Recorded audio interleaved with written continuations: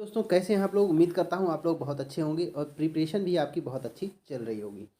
तो आपकी प्रिपरेशन को और बूस्ट करने के लिए हम लेकर आए हैं आपके लिए मौलिक अधिकारों से जुड़े हुए बहुत ही इम्पोर्टेंट क्वेश्चंस। तो पूरी वीडियो को ध्यान से देखें और वीडियो को लाइक और शेयर भी करें, चैनल को सब्सक्राइब भी करें। चलिए शुरू करते हैं आज का ये वीडियो। सबसे पहला क्वेश्चन है, मौलिक अधिकार संविधान के किस भाग में वर्णित हैं। ठीक, तो हमारे संविधान में के भाग 3 में क्या है, मौलिक अधिकार हैं। भारतीय संविधान की अगर हम बात करें तो भाग 2 में क्या है, नागरिकता है। ठीक है, भाग 2 में क्या है, नागरिकता है। ठीक, भाग 4 में क्या है, भाग 4 में नीति, राज्य के नीति निर्देशक तत्व हैं। याद रखेंगे, अगर भाग 1 में पूछा जाएगा तो भाग 1 में क्या है, संघ है। ठीक, भाग 1 में संघ है, यानी कि जैसे पहले राज्य का निर्माण करेंगे, फिर क्या करेंगे, लोगों को बसाएंगे। तो लोगों को बसाने के लिए भाग 2 में क्या, नागरिकता दोगे तभी तो बसेंगे। और नागरिकता अगर दे दी तो लोग कहेंगे मेरे अधिकार क्या हैं, तो तीसरे नंबर में अधिकार दे दिए। ठीक, अच्छा अधिकार ज़्यादा हो जाएंगे तो क्या, राज्य बाधित हो जाएगा, तो राज्य को भी नीति निर्देशक तत्व दिए जाएंगे जो कि 4 में है। ठीक, उसके बाद 4 का की बात करें तो 4 का जो है वो बाद में जोड़ा गया था भाग, और उसमें जो नागरिक हैं उनके मौलिक कर्तव्य दिए गए हैं। चलिए अगला बात करेंगे, संविधान के, भारत के संविधान का भाग 3 संबद्ध है, किससे संबद्ध है। ठीक है, तो अभी हमने बात की थी भारत के संविधान का भाग 3 जो है वो मूल अधिकारों से संबद्ध है। ठीक है, किससे, मौलिक अधिकारों से या मूल अधिकारों से संबद्ध है। ठीक है, नेक्स्ट क्वेश्चन देखेंगे। अगला क्वेश्चन है, मूल अधिकारों को सर्वप्रथम किस देश में संवैधानिक मान्यता प्राप्त हुई थी। ठीक, तो संयुक्त राज्य अमेरिका में क्या किया गया, मौलिक अधिकारों को सबसे पहले मान्यता प्राप्त की। पूछेगा कि मूल अधिकार किस देश से हमने लिए हैं, तो हमने भी कहाँ से लिए हैं, इसी से, संयुक्त राज्य अमेरिका से मूल अधिकारों को लिया है। ठीक है, चलिए नेक्स्ट क्वेश्चन की बात करेंगे। अगला क्वेश्चन है, भारतीय नागरिकों के मौलिक अधिकारों का वर्णन किया गया है। ठीक, अनुच्छेद पूछा इस बार, तो अनुच्छेद 12 से 35 तक क्या किया गया है, मूल अधिकारों का वर्णन किया गया है हमारे संविधान में। नेक्स्ट क्वेश्चन देखेंगे, डॉक्टर भीमराव अंबेडकर ने भारतीय संविधान के किस भाग को सर्वाधिक आलोकित भाग कहा। ठीक है, तो भाग 3 जो है वो सर्वाधिक आलोकित भाग इसलिए कहा भीमराव अंबेडकर ने क्योंकि इसमें नागरिकों का अब मौलिक अधिकार दिए गए हैं। ठीक है, और अगर हम बात करें कि इन्होंने हृदय किसे कहा, ठीक है, हृदय या आत्मा, ठीक है, हृदय किसे कहा।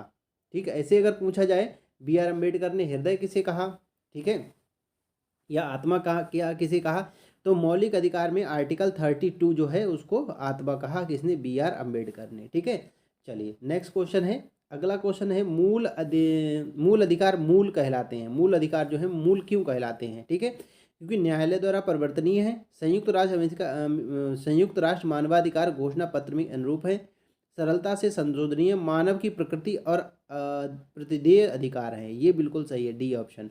ठीक है, मानव के प्रकृति और अप्रतिदेय अधिकार हैं। ठीक है, नेक्स्ट क्वेश्चन है, भारतीय संविधान के भाग 3 में कुल कितने अनुच्छेदों में मूल अधिकार दिए गए हैं। ठीक, ये इंपॉर्टेंट क्वेश्चन है, कुल कितने अनुच्छेदों में मूल अधिकार दिए गए हैं। ठीक है, तो अनुच्छेद 12 से 35 तक है। ठीक है, 12 और 35 को आपस में घटा लो तो कितने बचेंगे, 23, और इसमें एक और ऐड करना पड़ेगा, तो कुल मिलाकर हो जाएंगे 24। ठीक है, तो कुल कितने, 24 में जो है 24 अनुच्छेदों में मूल अधिकार दिए गए हैं। नेक्स्ट क्वेश्चन है, प्रारंभ में कितने मौलिक अधिकार दिए गए थे, तो प्रारंभ में कुल मिलाकर 7 मौलिक अधिकार दिए गए थे। ठीक, अब कितने हैं, अब 6 मौलिक अधिकार हैं। ठीक है, अब कितने हैं, 6 मौलिक अधिकार हैं। कौन सा हटा दिया गया, संपत्ति का अधिकार हटा दिया गया। ठीक है, संपत्ति का अधिकार जो है हटा दिया गया। ठीक, अब इसको कहाँ रख दिया गया, कानूनी अधिकार बन गया 300 काम के अंतर्गत। ठीक है, चलिए नेक्स्ट क्वेश्चन देखेंगे, वर्तमान में भारतीय नागरिकों को कितने मौलिक अधिकार प्राप्त हैं, तो बताइए कितने अधिकार प्राप्त हैं, वर्तमान में 6 अधिकार प्राप्त हैं। नेक्स्ट क्वेश्चन देखिए, भारत के संविधान में मौलिक अधिकार मूल संविधान का हिस्सा थे। ठीक, चौथे संविधान में जोड़े गए थे, संसद द्वारा 1952 में जोड़े गए, 42वें संविधान संशोधन द्वारा जोड़े गए। जी हाँ, देखिए इसका आंसर जो होगा वो ए होगा, इसमें जो मौलिक अधिकार थे वो शुरू से ही थे। ठीक है, मौलिक कर्तव्य जरूर जोड़े गए थे 42वें संविधान संशोधन से। ठीक है, नेक्स्ट क्वेश्चन देखेंगे। अगला क्वेश्चन है, भारतीय संविधान में न्यायालय में कौन परिवर्तनीय है? भारतीय संविधान के अनुसार कौन सी ऐसी चीज़ है जो हमें नहीं मिलती है तो हम न्यायालय में जाकर मांग सकते हैं? तो वह है हमारा मूल अधिकार। अगर मूल अधिकार हमें, मेरे मूल अधिकार का उल्लंघन होता है तो उसके लिए हम न्यायालय में जाएंगे और मूल अधिकार लागू करने के लिए सरकार को कहेंगे। नेक्स्ट देखिए, मौलिक अधिकारों को लागू करने का दायित्व किस पर है? ठीक, उच्चतम न्यायालय पर है। ठीक, उच्चतम और उच्च न्यायालय दोनों पर ही है। ठीक है, क्योंकि उच्चतम न्यायालय में हम आर्टिकल 32 के अकॉर्डिंग जा सकते हैं और इसमें हम 226 के अकॉर्डिंग जा सकते हैं। तो दोनों का ही ये दायित्व है कि मौलिक अधिकार अपने नागरिकों का सुनिश्चित करे। ठीक है, नेक्स्ट क्वेश्चन देखेंगे। अगला क्वेश्चन है, मौलिक अधिकारों का निलंबन कौन करता है? ठीक, मौलिक अधिकारों को निलंबित कौन कर देता है? ठीक है, तो राष्ट्रपति के पास ऐसी शक्ति है जो निलंबित कर सकता है मौलिक अधिकारों को, लेकिन कुछ मौलिक अधिकार जो हैं वो कभी भी निलंबित नहीं होते। नेक्स्ट क्वेश्चन देखेंगे। अगला क्वेश्चन है, मौलिक अधिकारों के बारे में सुनवाई करने का अधिकार निम्न में से किसे प्रदान किया गया है? ठीक है, तो याद रखेंगे सर्वोच्च न्यायालय को भी अधिकार है और उच्च न्यायालय को भी अधिकार है। ठीक है, तो यहाँ पर जो बात कहेंगे वो सर्वोच्च न्यायालय के बारे में कहेंगे, क्योंकि सर्वोच्च न्यायालय ने उच्च न्यायालय को ये शक्ति दी है। ठीक है, आर्टिकल 226 के अकॉर्डिंग जा सकते हैं, वो सर्वोच्च न्यायालय ने कहा है कि जा सकते हैं। ठीक, तो सुनवाई करने की जो बात मेन दी गई है, शक्ति दी गई, वो सर्वोच्च न्यायालय को दी गई है। ठीक, सर्वोच्च न्यायालय ही हमारे मौलिक अधिकारों का संरक्षक भी कहलाता है। नेक्स्ट क्वेश्चन देखेंगे, संविधान में उद्घोषित मौलिक अधिकारों में संशोधन किया जा सकता है। ठीक है, किसके द्वारा? तो संसद के द्वारा हमारे संविधान में संशोधन किया जा सकता है, इसलिए मौलिक अधिकारों में भी संशोधन किया जा सकता है। ठीक है, नेक्स्ट क्वेश्चन देखेंगे। अगला है, भारतीय नागरिकों को प्रदान किए गए मूल अधिकारों को, ठीक, निलंबित नहीं किया जा सकता। गलत बात। निलंबित किया जा सकता, हाँ निलंबित किया जाता, किसी भी परिस्थिति में निलंबित नहीं किया जाता, ये भी गलत बात। ऊपर निश्चित कुछ भी सही नहीं है, ये भी गलत बात। तो निलंबित किया जा सकता है, ठीक है, लेकिन सभी को निलंबित नहीं किया जा सकता। ठीक, लेकिन कुछ निलंबित कर सकते हैं। ठीक है, नेक्स्ट देखिए। अगला क्वेश्चन है, निम्नलिखित में से कौन से उच्च न्यायालय तथा उच्चतम न्यायालय की आधिकारिकता में आते हैं? ठीक है, की अधिकारिता में कौन कौन आता है, ये क्वेश्चन पूछ रहा है। ठीक है, केंद्र व राज्य के बीच विवाद, ठीक, राज्यों के परस्पर विवाद, मूल अधिकारों का प्रवर्तन, ठीक, सचिवालय संविधान का उल्लंघन। ठीक है, तो उच्च न्यायालय और उच्चतम न्यायालय के अधिकार में कौन सी चीज आती है? ये आती है। ठीक है, उच्च और उच्चतम न्यायालय दोनों के जो दायरे में आती है वो ये चीज आती है, यानी मूल अधिकारों का प्रवर्तन आता है। ठीक है, नेक्स्ट क्वेश्चन देखेंगे। अगला क्वेश्चन है, भारतीय संविधान के अंतर नेक्स्ट क्वेश्चन है, भारतीय संविधान के अंतर्गत मूल अधिकारों का संरक्षक कौन है? ठीक है, तो मूल अधिकारों का जो संरक्षक है वो कौन है? न्यायपालिका है। ठीक है, न्यायपालिका जिसको हम कहते हैं सर्वोच्च न्यायालय। नेक्स्ट देखेंगे। अगला क्वेश्चन है, मौलिक अधिकारों के निलंबन का आदेश कौन देता है? ठीक, तो वो कौन देगा? राष्ट्रपति देगा। भारत का राष्ट्रपति मौलिक अधिकारों के निलंबन का। नेक्स्ट क्वेश्चन है, मूल अधिकारों पर आवश्यक प्रतिबंध लगाने का अधिकार किसको है? ठीक है, तो राष्ट्रपति को है मूल अधिकारों पर आवश्यक प्रतिबंध। नेक्स्ट क्वेश्चन है, मौलिक अधिकारों का प्रमुख उद्देश्य है समाज में समाजवादी ढांचे का बढ़ावा देना, व्यक्तिगत स्वतंत्रता को सुनिश्चित करना, न्यायपालिका की स्वतंत्रता को सुनिश्चित करना, ठीक, उपयुक्त सभी को सुनिश्चित करना। देखिए, न्यायपालिका की स्वतंत्रता को सुनिश्चित करना नहीं है। ठीक है, न्यायपालिका का काम अलग है और हमारे मौलिक अधिकारों का काम अलग है। और न्यायपालिका को एकदम स्वतंत्र कर दोगे, ठीक है, जवाबदेही नहीं होगी, ठीक, या संविधान के प्रति, तो क्या हो जाएगा?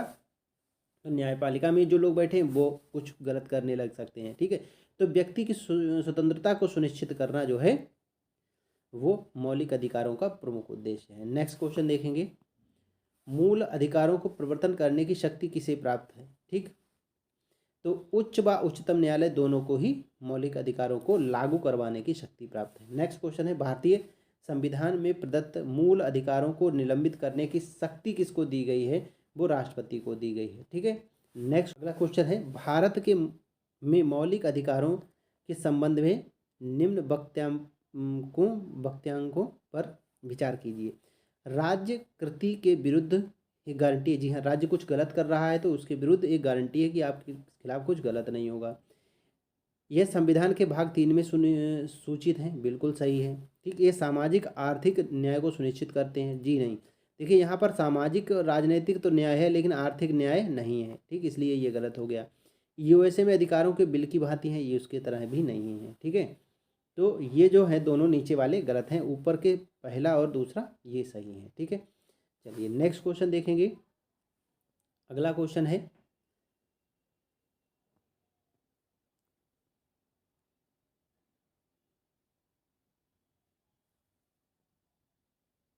नेक्स्ट क्वेश्चन में कह रहा है समानता का अधिकार भारतीय संविधान के किन अनुच्छेदों में दिया गया है। समानता का जो अधिकार दिया गया है वो 14 से 18 के बीच में दिया गया है। ठीक है, 14 से 18 के बीच।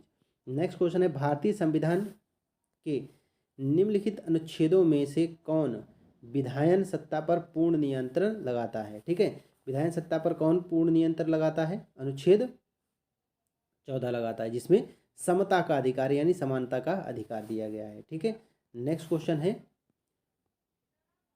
भारतीय संविधान की प्रस्तावना में प्रस्तुत समाजवाद शब्द को निम्न में से किस अनुच्छेद के साथ मिलाकर पढ़ने से सर्वोच्च न्यायालय में समान कार्य के लिए समान वेतन का मौलिक अधिकार परिभाषित होता है। ठीक है, तो किस अनुच्छेद के अंतर्गत ऐसा ऐसा होता है। देखो 14, 15 और 16 के अंतर्गत। ठीक है, 14, 15, 16 के अंतर्गत तीनों, क्योंकि समान सभी व्यक्ति किसी भी व्यक्ति से लिंग जाति धर्म के आधार पर भेद नहीं कर सकते हैं। ठीक है, ये अनुच्छेद 14 के अंदर लिखा हुआ है। ठीक है, 15 में एक समान वेतन के लिए एक समान काम के लिए एक समान वेतन दिया जाएगा। ठीक है, ये सभी चीज़ें वर्णित हैं। ठीक है, इसका जो कॉन्सेप्चुअल वीडियो है वो भी आपको मिल जाएगा। ठीक है, हमारे चैनल पर, तो उसको भी आप देख सकते हैं। वहाँ पर कॉन्सेप्चुअल वीडियोज़ हैं और सारे अनुच्छेदों को डिस्क्राइब किया हुआ है। चलिए नेक्स्ट क्वेश्चन देखेंगे। संविधान के किस अनुच्छेद में कानून समान संरक्षण प्रावधानित है। ठीक है, कानून के लिए सभी को समान संरक्षण प्रावधानित किया गया, वो क्या है, अनुच्छेद 14 है। ठीक है, अनुच्छेद 14 में बताया गया कानून के लिए सभी इक्वल है।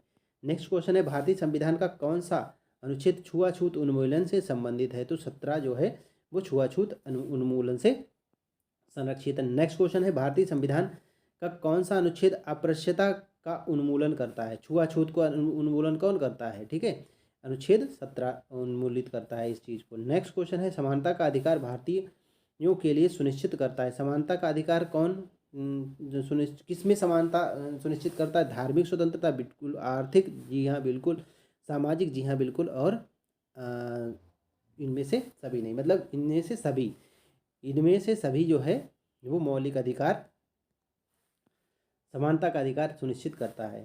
संविधान के किस अनुच्छेद के प्रावधान के अंतर्गत भारत सरकार द्वारा भारत रत्न, पद्म विभूषण आदि अलंकरण प्रदान किए जाते हैं। ठीक है, तो अनुच्छेद 18 के अनुसार जो है हमें पद्म विभूषण या और ये भारत रत्न प्रदान किए जाते हैं। ठीक है, ये एक उपाधि नहीं जबकि एक पुरस्कार है। इसमें उपाधियों का अंत वर्णित है 18 में। ठीक है, नेक्स्ट क्वेश्चन है 1995 में पारित अपृश्यता अपराध अधिनियम को वर्तमान में किस नाम से जाना जाता है। तो वर्तमान में इसे जाना जाता है सिविल अधिकार संरक्षण अधिनियम के नाम से।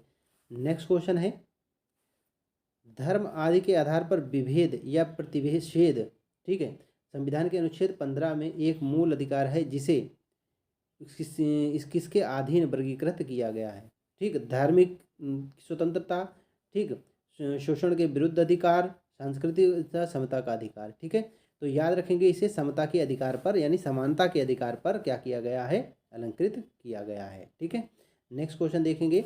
अगला क्वेश्चन है निम्नलिखित अनुच्छेदों में से भिन्न वर्ग में आता है। कौन सा भिन्न वर्ग में आता है।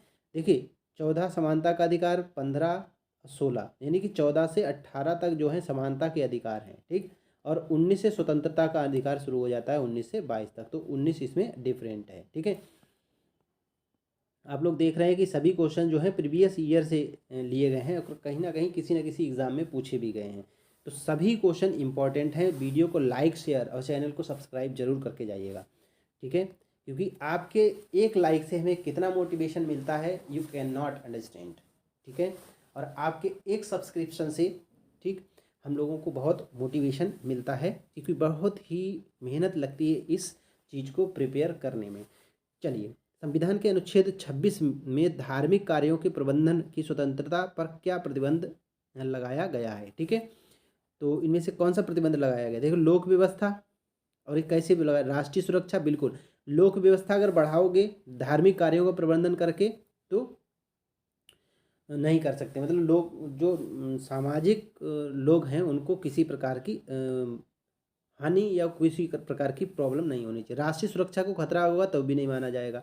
शिक्षा, ठीक है, शिक्षा का प्रसार करो, कोई दिक्कत नहीं है। सदाचार, ठीक है। स्वास्थ्य, धर्मनिरपेक्ष, ठीक, धर्मनिरपेक्षता के आधार पर तो लगा ही नहीं सकते हैं, ठीक है, क्योंकि धार्मिक का स्वतंत्रता है, ठीक है। स्वास्थ्य खुद का खराब कर लोगे, ठीक। स्वास्थ्य क्या प्रतिबंध लगाया गया है, ठीक है, तो ये चीज़ें हैं, ठीक है, ठीक।